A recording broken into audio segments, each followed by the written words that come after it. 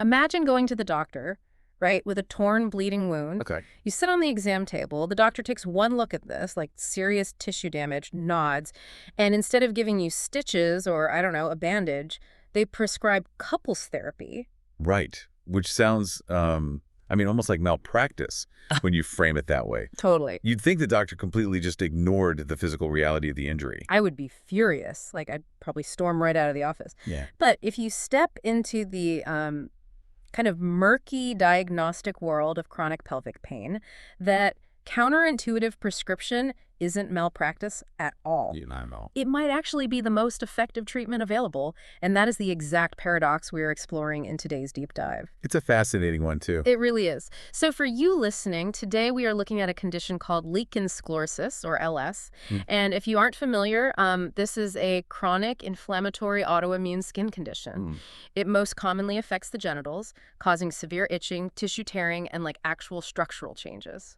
Yeah, it is intensely physical. Extremely. And yet, the data we pulled for today's session from the 2021 European Clinical Guidelines for Vulval Conditions, the Ego Journal, and some really compelling randomized trials, it shows this staggering reality. Yeah, numbers are high. Right. Nearly 60% of women with LS experience sexual dysfunction. Which really brings us to the core mission of our analysis today. We are trying to answer a highly specific question for you, the listener, which is what psychosexual and cognitive behavioral intervention frameworks actually work for couples who are trying to navigate the massive intimacy barriers this condition creates. Right. Because you cannot just treat the skin and expect the intimacy to, magically repair itself. Hold on, though. I need to stop us right there. Because if I am a patient, right, and my skin is literally tearing and burning during intimacy, and my doctor tells me to go do some, talk therapy. Yeah, you're going to be upset. I am going to feel incredibly dismissed. It sounds like the medical establishment is pulling that classic, it's all in your head, honey, routine. Oh, absolutely. So how does a therapist get past that completely justified anger? Well, by validating the absolute physical reality of the disease before anything else happens. Okay. The patient advocacy resources we reviewed, like the Vulvodynia Primary Care Toolkit, they emphasize this as step one. The pain is not imaginary. Right. The structural damage to the tissue is 100% real. But a purely medical approach, it ignores a fundamental biological mechanism. Which is what? Well, repeated painful sex teaches the body and the mind to expect danger. Psychologists call this the fear avoidance model. Okay, let's break down the mechanics of that. Okay. How does an expectation in the mind, like a thought, actually alter the physical tissue in the pelvis? It starts with memory, essentially. Okay. So you have a physical flare-up of LS. Penetration is agonizing. A week later, you attempt intimacy again. And before anything physical even happens, your brain accesses that recent memory of agony. Right. The brain remembers the pain. Exactly. And this anticipation triggers a cascade of catastrophic thoughts. Things like, this is going to be unbearable, or, my partner's going to leave me because we can't have a normal sex life. Which are completely rational fears, honestly. They are very rational, but they act as a trigger for your sympathetic nervous system, which is your fight or flight response. Ah. So the brain is essentially sounding a danger alarm. Yes. And when fight or flight kicks in, your body prepares to defend itself. Exactly. Blood flow is diverted away from the genitals, meaning natural lubrication drops to zero. But more importantly, the pelvic floor muscles involuntarily tighten up. To guard against the expected trauma. Right, they clench. Which means when physical intimacy actually begins, there is maximum friction against dry, fragile skin, surrounded by a clenched muscle wall. Causing massive tissue tearing, far worse pain, and reinforcing the brain's belief that intimacy equals extreme danger. It is a biological self-fulfilling prophecy.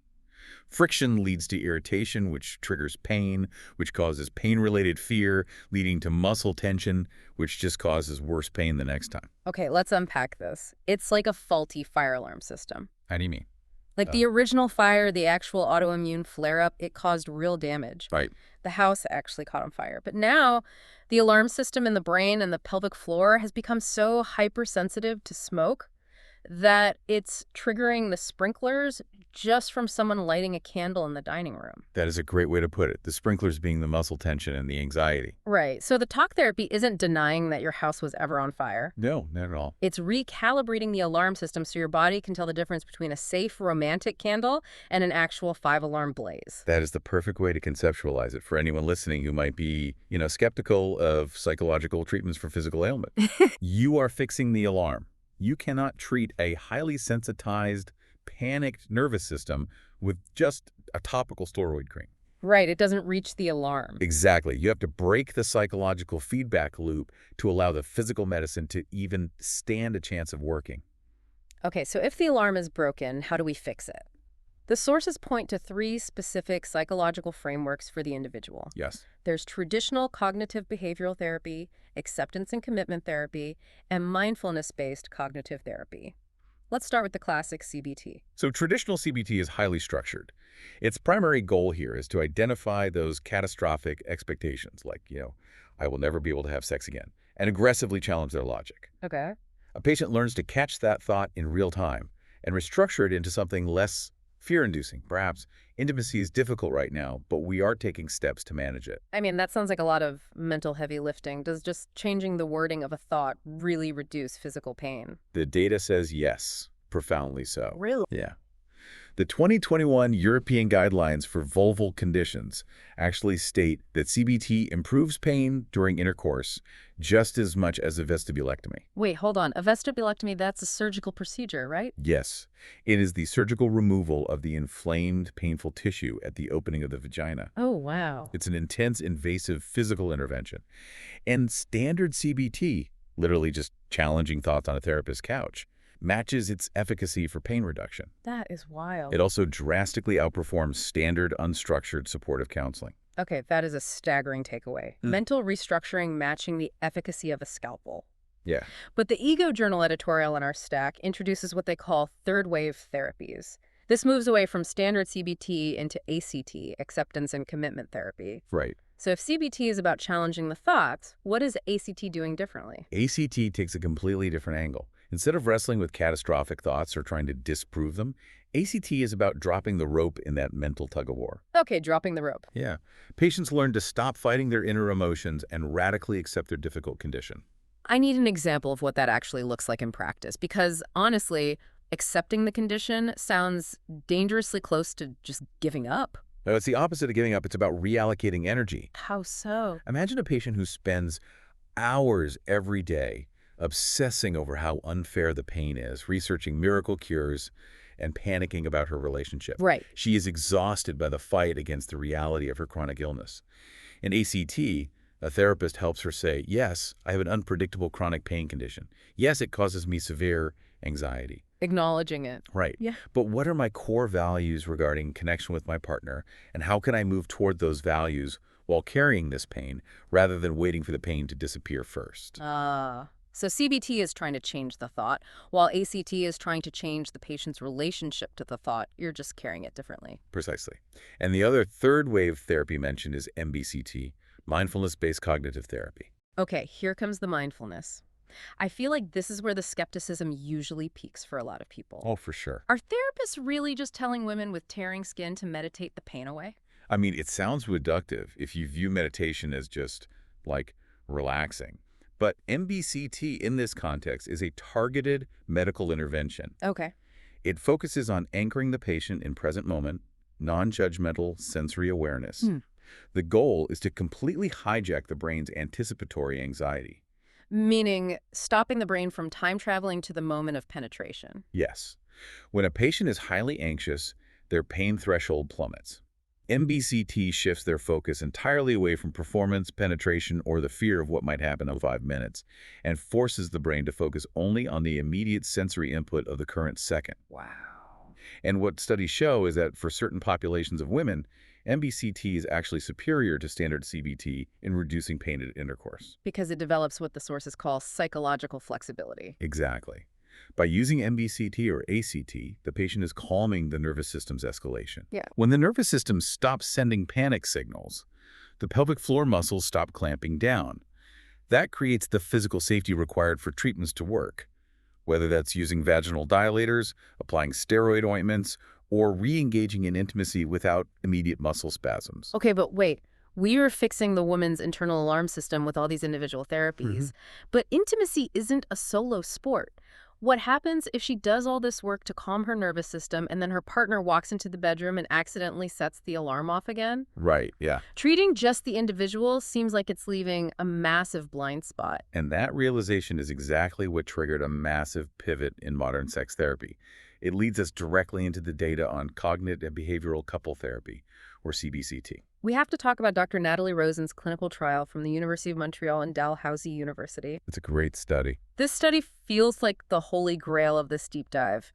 They took 108 couples dealing with provoked vestibulodynia, which involves severe localized pain at the vaginal opening, the exact type of pain LS causes. The trial design is what makes it so compelling, honestly.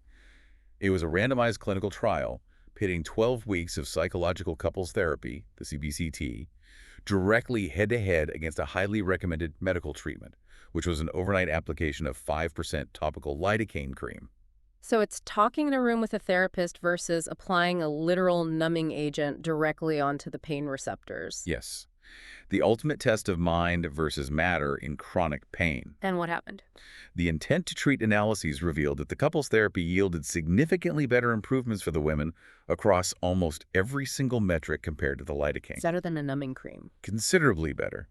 We are talking about major reductions in pain, unpleasantness, anxiety, catastrophizing, and sexual distress. Wow. And these weren't fleeting results either. The improvements held strong at the 6-month follow-up. But the truly fascinating part of the CBCT data is what happened to the partners. The partners in the therapy group saw massive improvements in their own sexual function and distress, which makes sense. I mean, watching someone you love in agonizing pain during an act that is supposed to be intimate, that is profoundly traumatizing for the partner. It is. Dr. Rosen's work is built on the interpersonal emotion regulation model. Okay. This model argues that in a relationship, emotions aren't experienced in isolation. How a partner responds to the woman's pain directly biologically impacts her physical experience of that pain in real time. Here is where it gets really interesting. Let's zoom in on those partner responses because the research categorizes them and the findings are totally counterintuitive. They really are. The data sorts partner reactions into two main buckets. First, you have facilitative responses. This is calm, validating encouragement. The data shows this reduces the woman's distress, but the other bucket is solicitous responses. Right, and solicitous responses are what we typically think of as being a good, caring partner. It involves exaggerated sympathy, hyper-attention to the pain, asking repeatedly if they're okay, or immediately suggesting they stop all sexual activity the second there's a hint of discomfort. And the paradox here is wild. The data shows that those solicitous responses, the partner being overly careful and hovering, actually contribute to more pain for the woman. Yeah. It physically increases her pain intensity. It seems backwards, doesn't it? It does, until you think about it like a toddler on a playground. Well, that's a good comparison. Right, imagine a 3-year-old running full speed and they trip and skin their knee. It hurts, but before they react, what do? They look up at the parent. They are checking your face to gauge the severity of the danger. Exactly. If you, the parent, gasp, run over in an absolute panic and scream, "Oh my God, my poor baby, are you okay?" The toddler bursts into hysterical, inconsolable tears. Right. Your panic became their physical reality. But if you walk over calmly, look at the knee and say, "Whoops, you took a tumble, let's brush the dirt off, you're okay," the toddler sniffles once and runs right back to the slide. That is the interpersonal emotion regulation model in a nutshell. By reacting with exaggerated solicitous sympathy in the bedroom, the partner is inadvertently signaling to the woman's nervous system, this is a catastrophe. You are in extreme danger. Yes. The brain hears that, tightens the pelvic floor, and the pain skyrockets. And CBCT steps in to train the partner out of that instinct. It teaches them how to offer facilitative support, calm, validating, but not catastrophic, which acts as a physiological cue to the woman's brain that she is safe, thereby physically lowering her pain response. It is just mind-blowing that a partner's facial expression or tone of voice can dictate the physical tension of someone else's pelvic floor muscles. It really is. So we know couples therapy works. We know why it works. But if I'm sitting on a therapist's couch tomorrow, what are they actually telling me to do? Like, what do these clinical frameworks look like in action? Well, the sources outline a few highly practical frameworks used in the clinical room. The foundational one for healthcare providers is the PLISSIT model, PLISSIT. It's a stepped approach for addressing sexual health. Walk us through the steps. It starts with P for permission. Permission. That seems ridiculously simple. Are doctors really just sitting there giving adult women permission to talk about sex? You'd be shocked at how necessary it is. Reading through the patient advocacy resources, you see countless stories of women suffering in silence for years because their dermatologist only ever looked at the skin, prescribed a steroid, and never once asked about their intimate life. Wow. A doctor simply saying, "Many women with LS experience painful sex. Is this something you're dealing with?" validates the patient. It gives them permission to admit the problem exists without shame. Okay, so after permission comes LI limited information, basically educating the patient on the anatomy and the disease. Right. Then SS-specific suggestions, like recommending a silicone-based lubricant or alternative positions. And if those steps aren't enough to break the pain cycle, the final step is IT intensive therapy. This is where the therapist introduces exercises like sensate focus. Sensate focus comes up everywhere in this literature. It was originally developed by Masters and Johnson, right? Yes, it is a structured, multi-stage program of mindful, non-genital touch. And it comes with one absolute, non-negotiable rule. Which is? Vaginal penetration is taken entirely off the sexual menu for a set period of time. If the ultimate goal of the therapy is to get the couple back to a normal, functioning sex life, why take the main event completely off the menu? That seems counterproductive. It is entirely necessary because of negative reinforcement. Think about the nervous system again. Okay. If a couple continues to attempt intercourse while the pain is still present, every single attempt reinforces that fear avoidance loop. It is the equivalent of repeatedly pressing your hand on a hot stove to check if it still burns. You're just proving to your brain over and over that intimacy equals injury. Precisely. And if you do that long enough, it leads to a condition called secondary vaginismus. Let's define that, because that's a heavy piece of medical jargon. Secondary vaginismus is when the muscles of the pelvic floor begin to spasm involuntarily at the mere thought or approach of penetration, making intercourse physically impossible. Oh, I see. It's a protective reflex gone haywire. Like if someone pretends to punch you in the face, your eyelids slam shut. Yes. You don't consciously choose to blink, your nervous system does it to protect your eye. Vaginismus is the pelvic floor doing the exact same thing to protect the skin from tearing. That is a brilliant analogy. And the only way to stop that involuntary flinch reflex is to completely remove the threat of the punch. Right. In sensate focus, couples spend weeks taking turns just giving and receiving touch, starting with just the arms, back, and legs. Okay. There are zero goals, zero expectations of arousal, and zero pressure for it to escalate. It slowly teaches the highly sensitized brain to associate the partner's touch with safety, warmth, and pleasure again, rather than fear and pain. The Vulvodynia Primary Care Toolkit also pairs this with what they call the good enough sex model. I love this model because it injects some much-needed reality into the conversation. It really does. It's all about redefining sexuality away from this rigid Hollywood standard. You know the scene, spontaneous passion, candles magically lit, perfectly coordinated movements, zero awkwardness, and a heavy focus on penetration. Right, which is just not reality for most people. Exactly. The good enough model says, hey, let's accept that sometimes intimacy requires scheduling, sometimes it requires stopping to apply copious amounts of medical lubricant, sometimes it involves zero penetration, and it's just about mutual sensory pleasure. Right. It broadens the definition of what counts as sex. Which is incredibly freeing for couples trapped in a cycle of performance anxiety. But this raises a crucial question for a different demographic. Oh. How do you navigate all of this if you are single and trying to date with lichen sclerosus? I was so glad the sources addressed this. The Oxford University Hospital's leaflet provides some incredibly grounded communication scripts for single people because the anxiety of having the talk with a new partner is paralyzing for many patients. What kind of scripts do they recommend? They emphasize rehearsing what you are going to say outside of the bedroom, long before things get heated. Smart. The script is remarkably simple, something like, I have a skin condition that affects this area, so let's take sexual touch slowly. I'll let you know what feels good for me, and you let me know what feels good for you.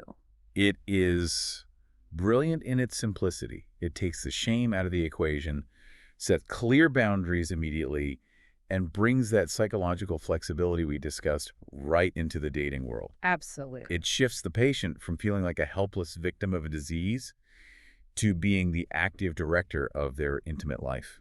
So let's pull all these threads together. If you're listening to this and you've ever dealt with chronic pain, you know firsthand that the X-ray machine analogy of medicine, find the broken part and fix it, doesn't apply to you. No, it really doesn't. Lichen sclerosus causes a physically damaging autoimmune reaction. But that physical spark ignites a massive psychological and relational fear avoidance loop.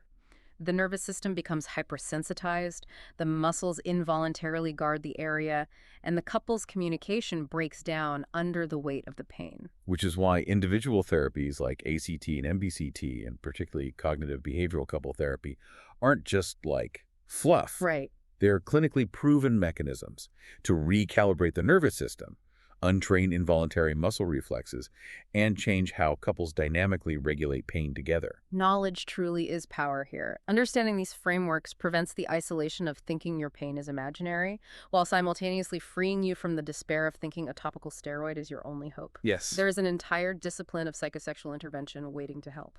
And as we close out today's deep dive, there is one final provocative insight drawn from the VenaScript study that we really need to acknowledge. Oh, yeah. Throughout this entire discussion, we have rightly centered on the woman experiencing the acute physical pain. But this study took a hard look at the unseen burden on the male partners in heterosexual relationships dealing with these conditions. What did the researchers uncover? They found that these male partners are often struggling silently with deeply conflicting ideals of masculinity. On one side, they feel immense, ingrained societal pressure to be the traditional fixer and the rock of the relationship. Right, they want to solve the problem. But they are faced with a complex autoimmune disease they literally cannot fix. And on the other side, they are trying desperately to be a supportive, patient, non-sexual partner. So they are trapped between two impossible roles. Exactly. And in trying to navigate that trap, the study reveals that these men often entirely suppress their own emotional distress, their feelings of rejection, and their own sexual needs. Wow. They feel they have no right to complain because they aren't the ones bleeding or in physical agony. This leads to alarmingly high rates of anxiety and depression in partners that go completely untreated. They suffer in total silence to protect their partner. Yes. So I want to leave you to ponder this. How might our cultural expectations of stoic masculinity actually be creating an invisible barrier to healing in chronic pain relationships? That's a great question. And moving forward, how can we create therapeutic spaces where partners feel safe enough to share their own legitimate distress without feeling like they are abandoning the person in pain? That is a profound question to end on. It brings us right back to our opening scenario. Healing a complex condition like lichen sclerosus isn't about just stitching up a wound. You are treating a highly sensitive alarm system that involves two people, their histories, their fears, and the cultural expectations they carry into the bedroom with them. Healing requires treating the whole system. Thanks for joining us on this deep dive.